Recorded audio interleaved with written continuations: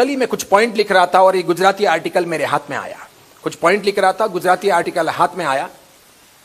हिंदू संयुक्त परिवार कानूनी अपने यहां पर यह नियम लागू होता है। हिंदू संयुक्त परिवार का कानून अपने यहां पर लागू होता है। ये इस्लाम के नहीं है, इस्लाम के लिए नहीं है, ईसाईयत के लिए नहीं है, ये सिखिज्म के लिए भी नहीं है। हिंदू संयुक्त परिवार का कानून जैन और हिंदुओं के लिए लागू होता है।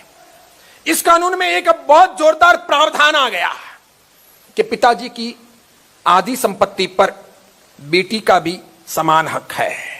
एक भाई और एक बहन है तो आधी संपत्ति पर, पिताजी की आधी संपत्ति या मां की आधी संपत्ति पर बहन का भी उतना ही हक है, उतना ही अधिकार है।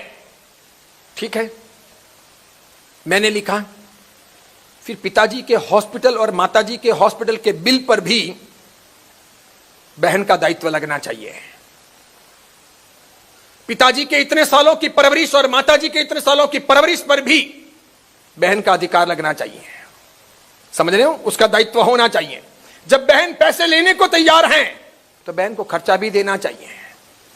कई सारे भाई ऐसे हैं कि पिताजी माताजी की पूरे खर्चे को वहन नहीं कर रहे हैं तो बहनों को अपने घर से चेक भाई को भेजने चाहिए।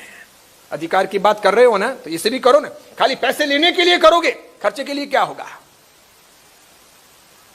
12 मास पिताजी और माताजी को खिलाया किसने?